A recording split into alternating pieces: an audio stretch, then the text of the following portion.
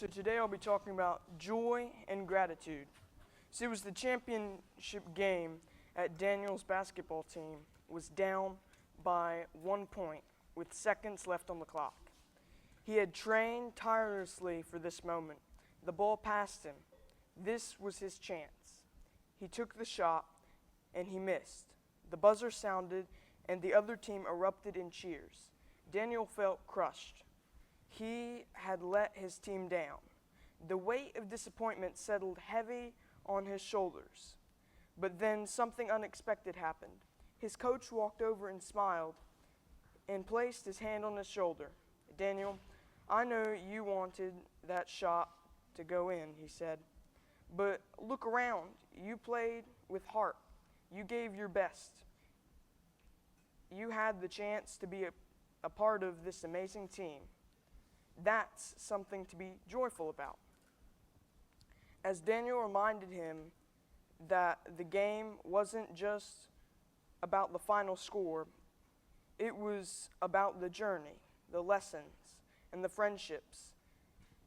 In that moment, he realized that joy isn't found in perfect outcomes, but recognized by God's blessing in every circumstance.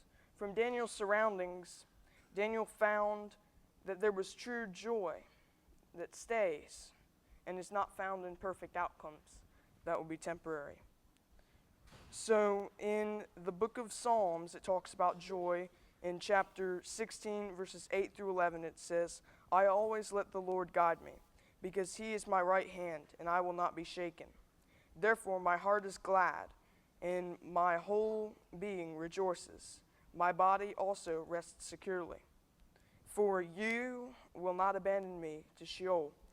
You will not allow your faithful one day to see decay. You will reveal the path of life to me."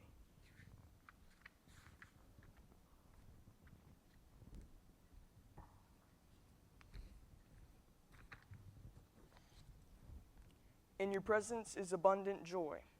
At your right hand are eternal pleasures." And then John 15, verses 9 through 11 says, "As the Father has loved me, I have also loved you. Remain in my love. If you keep my commands, you will remain in my love, just as I have kept my Father's commands and remain in his love. I have told you these things so that my joy may be in you and your joy may be complete." The reason why we have joy is because we rest in God's hands. God's sovereignty is revealed in Psalms and is always with us. Total joy is more than just happiness. It's a deep, lasting sense of fulfillment and peace that isn't dependent on circumstances.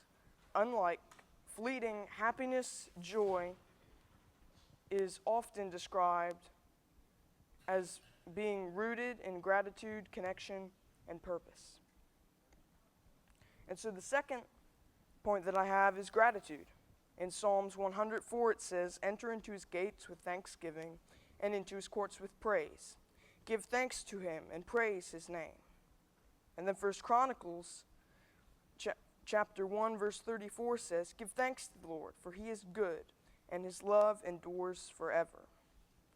True gratitude is being thankful for what Jesus has done.